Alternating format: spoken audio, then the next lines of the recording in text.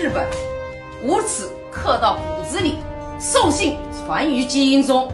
日本这个国家就叫鬼子，他们不是人，所以不要对鬼子有好印象。记住，子子孙孙不管多少代，只要这个地球还存在，就要与鬼子不共戴天，叫他们鬼子那都便宜他了。